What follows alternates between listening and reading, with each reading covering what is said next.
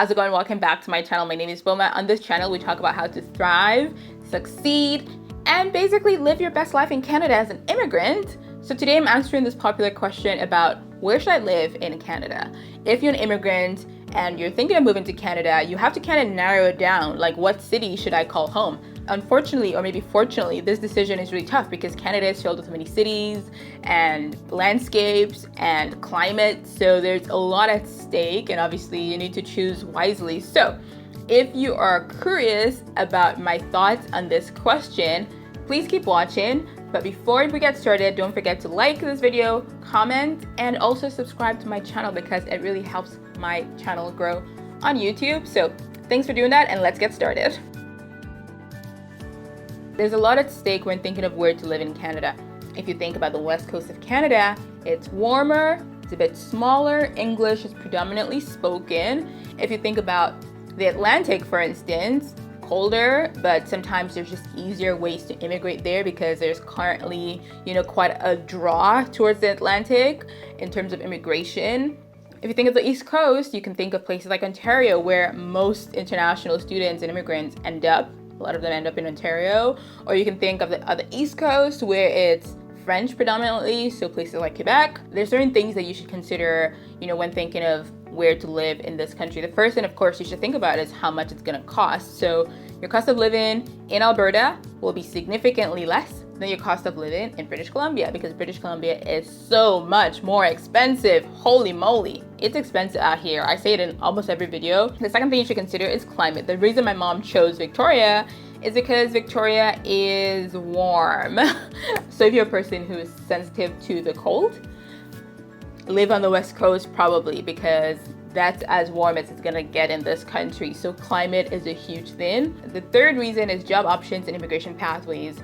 Canada is very diverse, and the provinces all have their own sort of unique immigration pathways. So in Ontario, there's certain streams for people working in tech, for instance, that is not available in BC.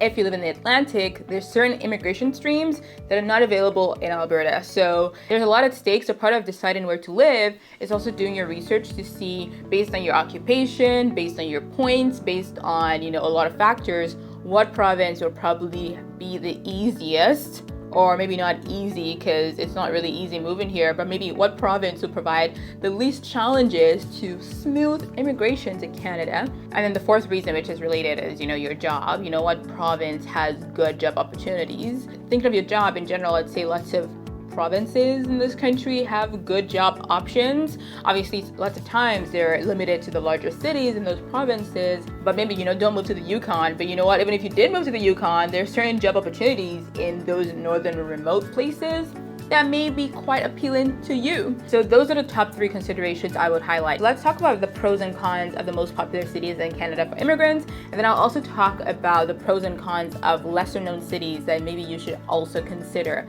So number 1 on the list, no surprise, people love to move to Vancouver. Vancouver does attract a lot of people because of the wonderful weather. The weather is beautiful in Vancouver. It doesn't get too hot or too cold. So because of that, it is a popular destination for immigrants. Also, there's really good opportunities in Vancouver for everybody from, working in the government to working in tech to working in healthcare. There's lots of opportunities for your job. The downside is, unfortunately, Vancouver, because of all those advantages, is very expensive. If you really like the Rockies or you really like the US, Vancouver is close to those places. It's quite centrally located. Unfortunately, because of all those advantages, it's also really expensive to live in.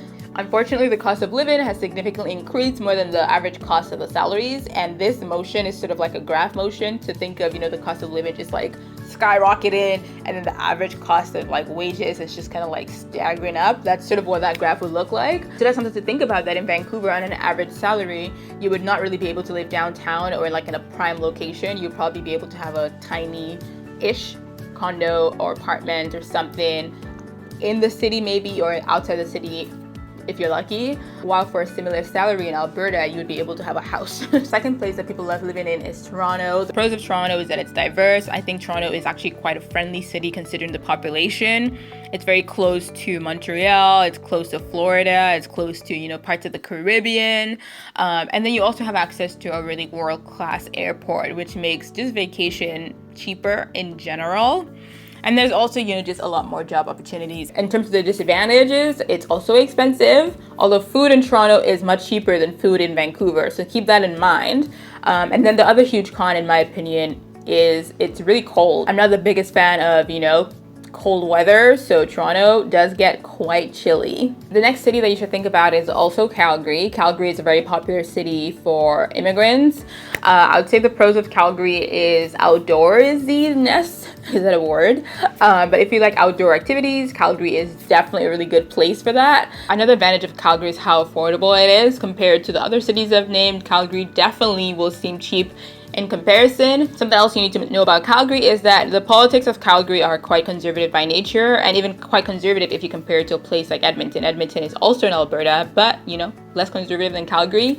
And also Calgary is very, very cold, so that's something to take into account. I've lived in North Dakota, I've experienced the cold in Toronto, but I feel like the cold in Calgary will be just a tad bit too much for me. If you don't mind the cold weather, of course, there's so many other parts of Calgary that are, quite enticing for an immigrant. Something else about Calgary that you need to know is that compared to the other two cities I've mentioned, so Toronto and Vancouver, in Calgary you probably will need a car, while in Toronto and Vancouver you can kind of get by with public transit. Calgary is so cold that, sometimes just being in some like negative 26 weather, it just doesn't work for you. So having a car is just quite important also to, commute easier. For my francophone speakers, of course, you got to consider Montreal. Montreal is one of my favorite cities in this country. It is just so beautiful. The culture is amazing, the food is amazing, and best of all, there are jobs and it's affordable. Like, come on, it's a win-win.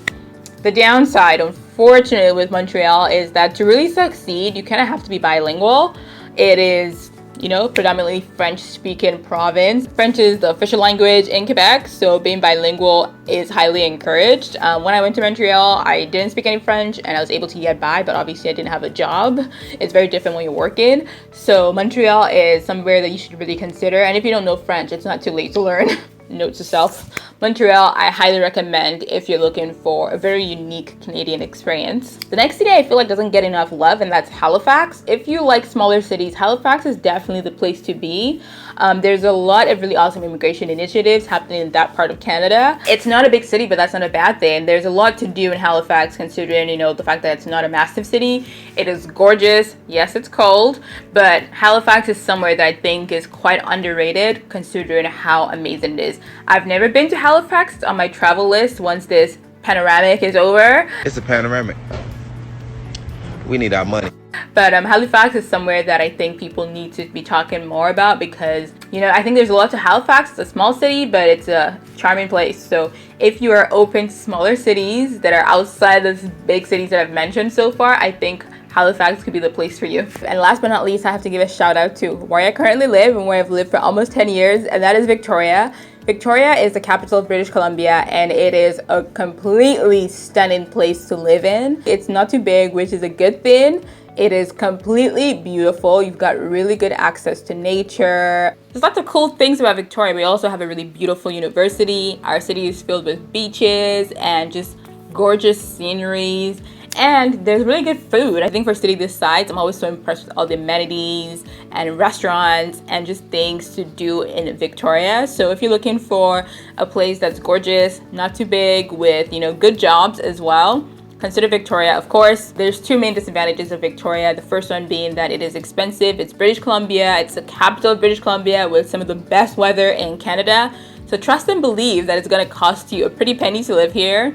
And secondly, we live in an island. So if you don't know, Victoria is on Vancouver Island. Vancouver Island, like the name suggests, is an island, which means that it is just a bit more isolated than on the mainland. So you have to be patient with BC ferries, which is the only way you can kind of drive outside the island other than taking, a plane. So if you're planning to leave the city on a regular basis, you gotta have to be comfortable with taking the ferry, and the ferry is not cheap either, especially if you're taking your car on. It's going to cost you about $100 each way, so take that into consideration. But other than that, I think Victoria is a wonderful place to live. So those are the cities that are absolutely popular for immigrants in Canada, with pros and cons of each one. Is there a city I've left out in the list? Let me know in the comments below, and I'll be sure to include it for next time. Also, don't forget to like this video, comment, and subscribe to this channel. I really appreciate you doing that. Good luck with your immigration journey, and I'll talk to you soon. Bye.